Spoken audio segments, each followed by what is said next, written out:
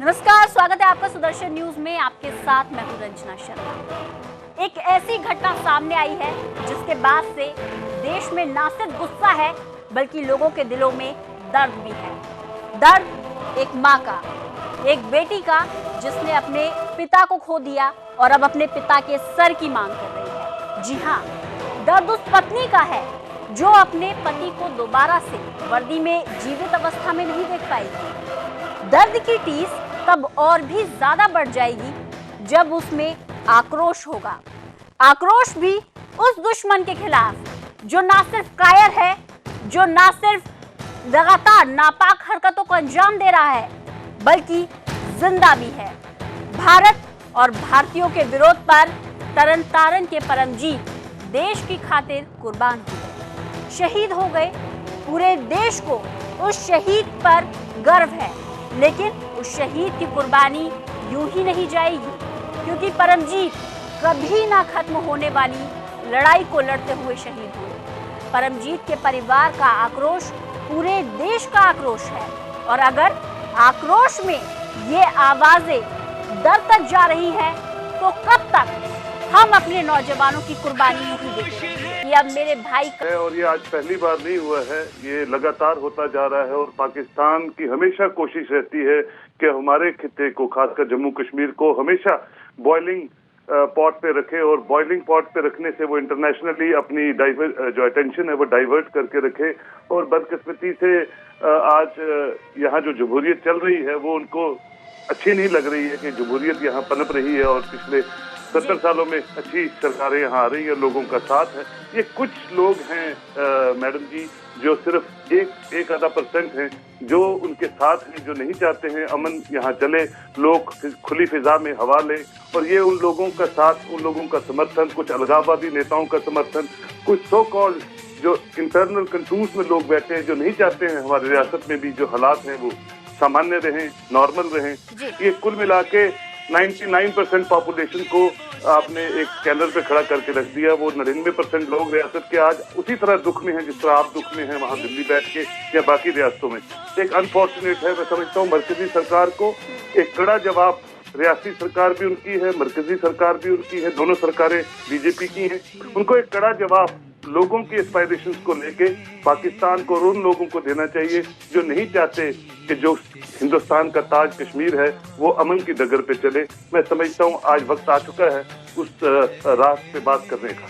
जी सोहेल जी, कायराना हरकत ये है कि लगातार सीज फायर का उल्लंघन होता है। एक तरफ भारत है, भारतीय जवान है, भारत की सेना है जो पूरे वीरता के साथ सामने आते हैं, दूसरी तरफ वो नापाक हैं जो छुपकर वार करते हैं, सीज फायर का उल्लंघन करते हैं। क्या उकसाने वाली बात नहीं है? ये सीज फायर वायलेशन जो है ये कंटिन्यूस प्रोसेस है रियासत जम्मू कश्मीर में। आपने पिछले साल देखा होगा मई और जून में तकरीबन एक महीने में 200 के अबव सीज फायर वायलेशन चल गई, क्योंकि पाकिस्तान के पास सिर्फ एक ही मुद्दा है कश्मीर का जिसको वो इंटरनेशनली कैच करते हैं, और पाकिस्तान की सिविल सोसाइटी को, पाकिस्तान के अवाम को गुमराह करते हैं कि हम लोग जो हैं कश्मीर लेने के लिए ये सब कर रहे हैं और हिंदुस्तान हमें ये दे नहीं रहा है। सिर्फ पॉलिटिक्स ऑफ रिलीजियस पॉलिटिक्स उसको बोलिए, कभी कह देना कि यहाँ इस्लाम खतरे में है, कभी कह देना कि यहाँ नमाज नहीं पढ़ी जा रही है, कभी कह देना कि हम जबरदस्ती से हिंदुस्तान के कब्जे में हैं। हालांकि वहाँ के जो भी लोग यहाँ आते हैं, जिस रास्ते से भी आते हैं, जब वो यहाँ आते हैं और देखते हैं कि जम्मू कश्मीर तो एक रियासत नहीं है, एक मुल्क की तरह आगे बढ़ रहा है। चलिए, बहुत बहुत शुक्रिया सोहेल जी इस तमाम जानकारी के लिए, इस बातचीत के लिए। हमारे साथ डिफेंस एक्सपर्ट भी जुड़ गए हैं, प्रफुल्ल बख्शी साहब जुड़े हैं।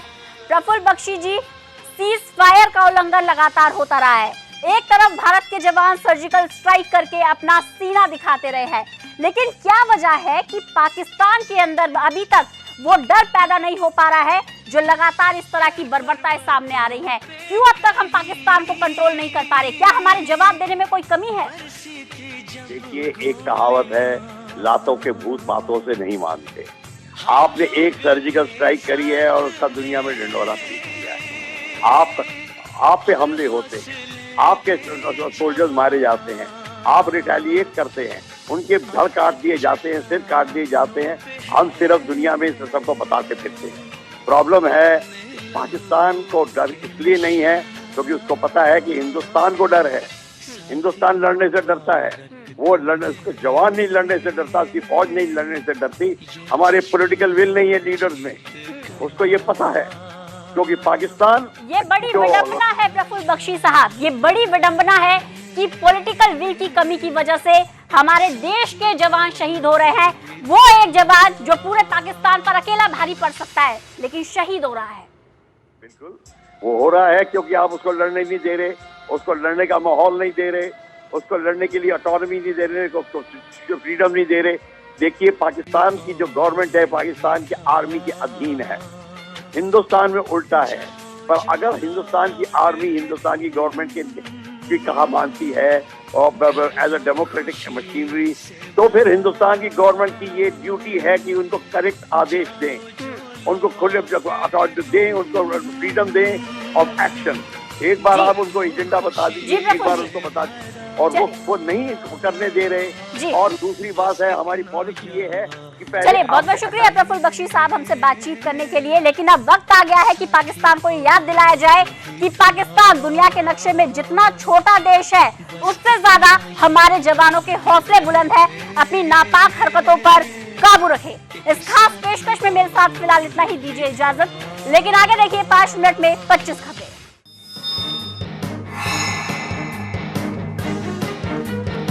एलओसी पर हुए हमले के बाद भारत और पाकिस्तान के डीजीएमओ ने हॉटलाइन पर बात की। एलओसी पर बड़े तनाव को लेकर हुई चर्चा, कायराना हरकत कर मुकरा पाकिस्तान। मेंढर सेक्टर में शहीद हुए 2 जवान के शव उनके घर पहुंचे। शहीद जवानों को अंतिम विदाई देने उमड़े लोग। बेटी बोली, चाहिए 1 के बदले 50 से। भारतीय जवानों की शहादत का सेना ने लिया बदला। पाकिस्तान की 3 चौकियों को किया ध्वस्त, 7 पाकिस्तानी सैनिकों को किया ढेर। आप विधायक अमरतुल्ला ने पीएससी से दिया इस्तीफा। विश्वास के खिलाफ लगाए आरोपों पर अभी भी कायम। सिसोदिया बोले, आरोपों से केजरीवाल आहत। आजम खान ने कहा, किसी को भी विश्वविद्यालय पर कब्जा नहीं करने देंगे। अगर कब्जा करने की ज्यादा कोशिश की तो विश्वविद्यालय को डायनामाइट से उड़ा देंगे। योगी सरकार ने किया एक बड़ा फैसला। यूपी में सभी विभागों के ठेके ई टेंडरिंग के जरिए होंगे तय। योगी के आदेश को अगले 3 महीने के अंदर किया जाएगा लागू। लखनऊ में बीजेपी कार्य समिति की बैठक का आज दूसरा दिन। सीएम योगी लेंगे अपने मंत्रियों से काम का ब्यौरा। वहीं अमित शाह देंगे मिशन 2019 के लिए मंत्र। पंजाब गोवा विधानसभा चुनावों के बाद दिल्ली नगर निगम चुनाव में मिली हार से आम आदमी पार्टी है परेशान। आप के मुखिया और दिल्ली के मुख्यमंत्री अरविंद केजरीवाल पार्टी में बड़े बदलाव की तैयारी में।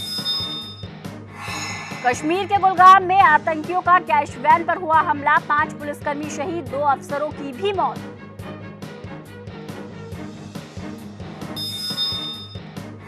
बड़बोले दिग्विजय का तेलंगाना पुलिस पर बड़ा आरोप। कहा, आईएसआईएस में शामिल होने के लिए मुस्लिमों को उकसा रही है तेलंगाना पुलिस।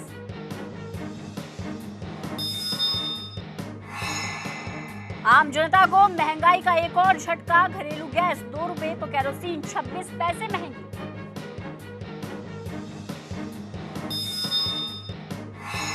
चुनाव आयोग ने अनंतनाग में लोकसभा उपचुनाव को किया रद्द। कहा, फिलहाल की स्थिति चुनाव कराने योग्य नहीं। 25 मई को शुरू होना था चुनाव। कश्मीर घाटी में बिगड़े हालात की वजह से लिया फैसला। यूपी के आगरा में शादी समारोह में हुए विवाद के चलते एक युवक की गोली मारकर हत्या। मृतक का शादी में आए कुछ लोगों से कुर्सी पर बैठने को लेकर हुआ था विवाद।